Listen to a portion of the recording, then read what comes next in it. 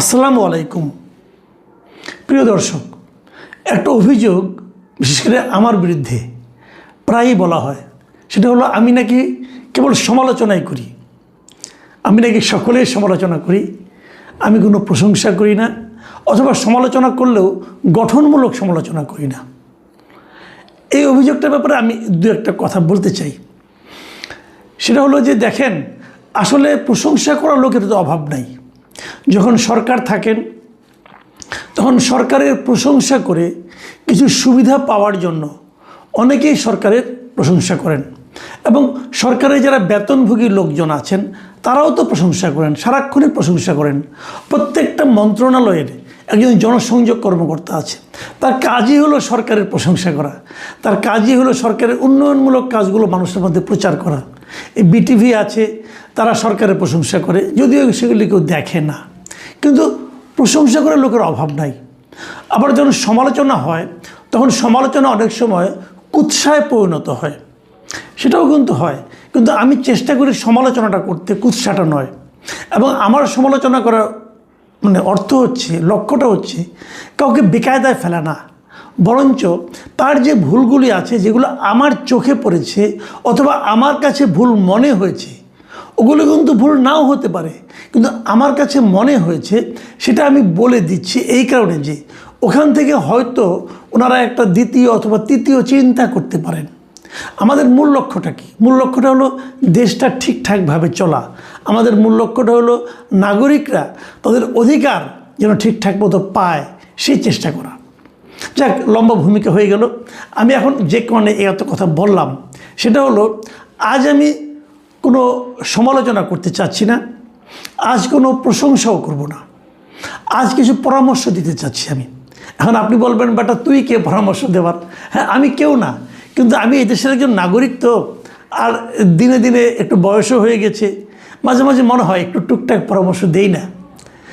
এটা কেন বললাম সেটাও আমি বলছি। আমাদের এই যে নতুন সরকার এসেছে, এই নতুন সরকারের মধ্যে সবচেয়ে বেশি দৌড়ঝাঁপ কে পারছে বলেন তো? আমার বিবেচনায় সবচেয়ে বেশি দৌড়ঝাঁপ পারছেন আমাদের শিক্ষামন্ত্রী। এটা হলো আমি যতটুকু দেখেছি, উনি বিভিন্ন জায়গায় যাচ্ছেন, বিভিন্ন দেশের বিভিন্ন অঞ্চলে যাচ্ছেন, শিক্ষা প্রতিষ্ঠানে যাচ্ছেন, এবং একদম শুরুর দিনই উনি কিছু কিছু কথা বলেছেন। আমাদের এখন জাম্প করতে হবে, নর্মাল জাম্প না হাই জাম্প দিতে হবে, অনেক কথা উনি বলেছেন। হয়তো অনেকে এগুলিকে বাগাড়ম্বরও মনে করতে পারেন, কিছু কিছু বাগাড়ম্বর যে নাই তা না, আছে, কিন্তু তারপরেও এই ভদ্রলোক চেষ্টা করছেন, এটা আমার মনে হয়েছে। এবং যেহেতু উনি চেষ্টা করছেন, কাজে আমার মনে হয়েছে ওনাকে কিছু কথা বরং আমি বলি। দেখেন, শিক্ষাটা আমার কাছে সবচেয়ে গুরুত্বপূর্ণ বিষয় মনে করি আমি। একটা দেশের জন্য, একটা দেশের দুর্নীতি থামানোর জন্য, অথবা একটা দেশের উন্নয়নের জন্য আমার বিবেচনায় সবচেয়ে গুরুত্বপূর্ণ খাতটা হচ্ছে শিক্ষা খাত। আপনি যদি জাতিকে অশিক্ষিত করে রাখেন, তাহলে সেই জাতি নিজের অধিকার সম্পর্কে জানতে পারবে না। আপনি এই জন্যই দেখবেন প্রত্যেকটা স্বৈরাচারী সরকার তারা কিন্তু চেষ্টা করে শিক্ষাটাকে পিছিয়ে রাখতে, শিক্ষার নামে দলীয়করণ করতে। কাজে শিক্ষাটা সবচেয়ে গুরুত্বপূর্ণ। এই বিষয়টা আমাদের পার্শ্ববর্তী দেশ, আমাদের মতো একটা গরিব দেশ নেপাল, তারা কিন্তু বুঝতে পেরেছে। বুঝেই তারা কি করেছে, নতুন সরকার আসার পর তারা শিক্ষাক্ষেত্রে কয়েকটা যুগান্তকারী পদক্ষেপ গ্রহণ করেছে। সেই যুগান্তকারীগুলো কি? শিক্ষা প্রতিষ্ঠানে কোনো ছাত্র রাজনীতি থাকবে না, শিক্ষা প্রতিষ্ঠানে কোনো শিক্ষক রাজনীতি থাকবে না। ছাত্র রাজনীতির ব্যাপারে ওনারা বলছেন এখানে ছাত্রদের একটা সংগঠন থাকতে পারে, মানে ছাত্রদের কোনো রাজনীতি না, কোনো রাজনৈতিক দলের অঙ্গ সংগঠন নয়। স্টুডেন্টদের, শিক্ষার্থীদের অধিকার আদায়ের জন্য এক ধরনের কমিটির মতো থাকতে পারে, কিন্তু সেটা স্টুডেন্ট পলিটিক্স নয়, এবং শিক্ষক রাজনীতি ওটা একেবারেই নয়। আমাদের সরকার কিন্তু এখনও সেই দিকে যায়নি। আমি মনে করি যেতে পারে, অন্ততপক্ষে শিক্ষক রাজনীতি বন্ধই করতে পারে। শিক্ষক রাজনীতি থাকলে বা স্টুডেন্টদের রাজনীতি থাকবে, শিক্ষক রাজনীতি থাকলে ওদের লেখাপড়া হবে না, কেবল পরস্পরকে ল্যাং মারামারি হবে। কাজে আমি মনে করি শিক্ষক রাজনীতি ইমিডিয়েট বন্ধ করা দরকার। এটা গেলো ওখান থেকে ওখানে ওরা আরেকটা যুগান্তকারী পদক্ষেপ নিয়েছে। সেই পদক্ষেপটা কি, ওরা নেপালের সমস্ত প্রাইভেট স্কুল বন্ধ করে দিয়েছে। বলেছে নেপালের সবাই একই ধরনের শিক্ষা পাবে। সেই শিক্ষাটা কি, সরকারি স্কুলের শিক্ষা। অনেক বড় সিদ্ধান্ত, কিন্তু এরকম বিপ্লবী সিদ্ধান্ত কি আমাদের বিপ্লবী সরকার নিতে পারবে? আমার মনে হয় পারবে না। ঠিক আছে, পুরোটা নেওয়ার দরকার নেই, আংশিক নেন। দেখেন আপনি দেখেন, আপনার বাচ্চারা যে স্কুলে পড়ে, যে কিন্ডারগার্টেন স্কুলে পড়ে, যে প্রাইভেট স্কুলে পড়ে, সেই স্কুলের টিচার কত টাকা বেতন পায় ভাবেন একবার। সে যে বেতন পায়, আপনার বাড়ির পাশে যে সরকারি স্কুল আছে, সরকারি প্রাথমিক বিদ্যালয় আছে, সেই সরকারি প্রাথমিক বিদ্যালয়ের শিক্ষক কি সেই কিন্ডারগার্টেনের স্কুলের শিক্ষকের যে কম বেতন পায় না বেশি বেতন পায়? বেশি বেতন পায়। সরকারি শিক্ষক বেশি বেতন পায়। তাহলে যে স্কুলের শিক্ষক বেশি বেতন পায়, যে স্কুলের শিক্ষক হওয়ার জন্য রীতিমতো কম্পিটিশন হয়, সেই স্কুলে আপনি আপনার সন্তানকে পড়ান না কেন? বলেন কেন পড়ান না? কেবল পড়ান না পরিবেশের কারণে, আর পড়ান না ওখানে যারা শিক্ষক আছেন তারা তাদের পড়াশোনাটা নিয়মিত ঠিকভাবে করায় না বলে। করায় না কেন? উনি বেতন বেশি পান কিন্তু কম পড়ান কেন? এবং আরও ইন্টারেস্টিং হলো, আমি মাঝখানে যখন আমি একটা আপনার প্রতিষ্ঠানে হেড অফ নিউজ ছিলাম, তখন আমি ওখানে বসে আমার রিপোর্টারদেরকে বলেছিলাম যে আপনারা একটা নিউজ নিয়ে আসেন। সেটা হলো ঢাকা শহরে প্রত্যেকটা ওয়ার্ডের একটা করে সরকারি প্রাথমিক বিদ্যালয় আছে। সেই প্রাথমিক বিদ্যালয়ে যারা টিচার আছেন, সেই টিচাররা কি ওনাদের নিজেদের সন্তানকেও তার স্কুলে পড়ান? আমি এই খবরটা নিতে বলেছিলাম। আমি যে ফলাফলটা পেয়েছিলাম সেটা ভয়ঙ্কর। সেটা হলো অনলি 15 থেকে 17-18% মাত্র আমরা পেয়েছিলাম যা নাকি শিক্ষকরা নিজেদের সন্তানকে তার স্কুলে পড়ান। বাকিরা কেউ পড়ান না। বাকিরা সবাই তার সন্তানকে কিন্ডারগার্টেনে পাঠান, পাঠিয়ে উনি নিজে সেই সরকারি স্কুলে টিচিং করতে আসেন। তাহলে শিক্ষার উন্নতি আপনি কীভাবে আশা করেন? সরকারকে কি নিয়ম করতে পারবে যে যত সরকারি কর্মকর্তা আছেন, সরকারি কর্মকর্তা যারা সরকারি চাকরিজীবী যত লোক আছেন, সরকারের সঙ্গে সম্পৃক্ত যত লোক আছেন, সকলকে বাধ্যতামূলকভাবে সরকারি স্কুলে পড়াতে হবে? বলতে পারবেন? বাস্তবায়ন করতে পারবেন? যদি পারেন তাহলে এই সরকারি স্কুলগুলোর মান উন্নত হতে বাধ্য। এই কাজ কিন্তু দিল্লিতে হয়েছিল। দিল্লিতে এর আগে যখন আম আদমি পার্টি যখন ক্ষমতায় ছিল কেজরিওয়ালের, তারা কিন্তু ওখানকার সরকারি স্কুলগুলোকে এত উন্নত করেছিল যে সমস্ত লোক, সমস্ত এখানে সাধারণ মানুষ অথবা বড় বড় আমলা যারা আছেন, যারা ধনী মানুষ আছেন, তারাও সবাই কিন্তু সরকারি স্কুলে নিজেদের সন্তানকে পাঠাতেন।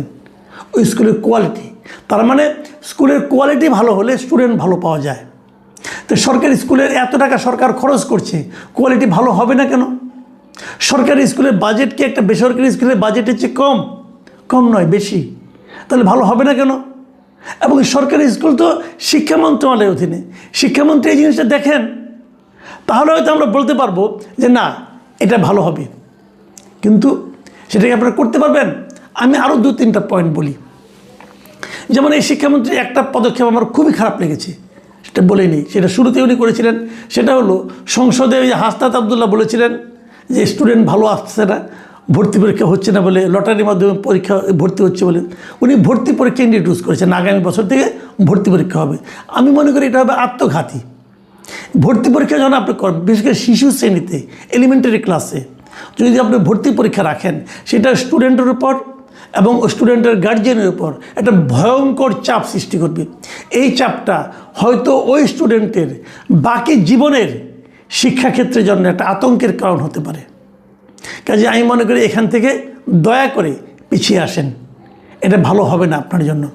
এবং এটার ফলে কোচিং ব্যবসা যেটা আছে তাদের রমরমা একটা ব্যবসা হবে, বাণিজ্য হবে।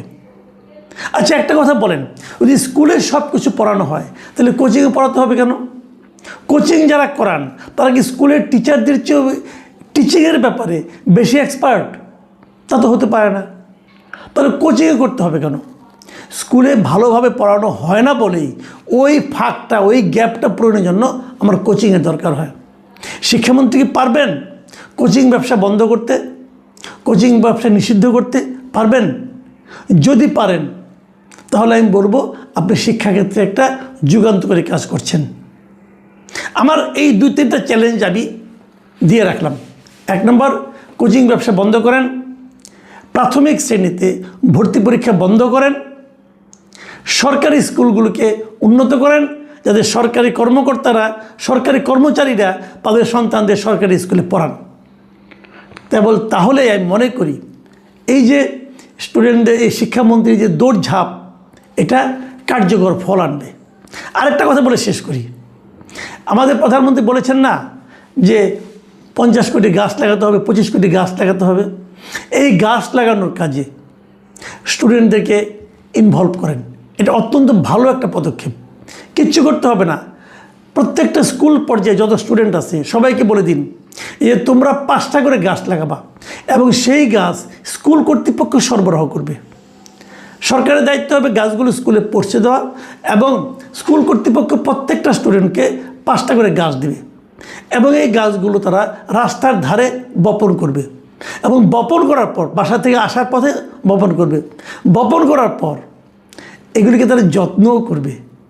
6 মাস পরে স্কুলের পক্ষ থেকে চেক করা হবে যে গাছগুলির কী কন্ডিশন। যদি 6টা গাছই থাকে অথবা 5টা গাছই থাকে তাহলে তাকে 50 নাম্বার দেবেন। এই নাম্বারটা পরীক্ষার খাতায় যুক্ত হবে। যদি 4টা থাকে জীবিত তাহলে 40 নাম্বার, 3টা থাকলে 30 নাম্বার। আপনি দেখবেন 5টার মধ্যে 5টাই থাকবে, তাহলে হয়তো 6টা 7টা বুনবে, 5টা থাকবে। বৃক্ষরোপণের যে অভিযান, এটা যদি সফল করতে চান শিক্ষামন্ত্রীকে বলবো এই পদ্ধতি অবলম্বন করেন। প্রিয় দর্শক, আজ পরামর্শ দিলাম, কোনো সমালোচনা করলাম না। তার মধ্যেও যদি কেউ 2-1টা সমালোচনা খুঁজে পান আমাকে ক্ষমা করবেন। আপনারা ভালো থাকবেন। আগামীতে আবার কথা হবে। আল্লাহ হাফেজ।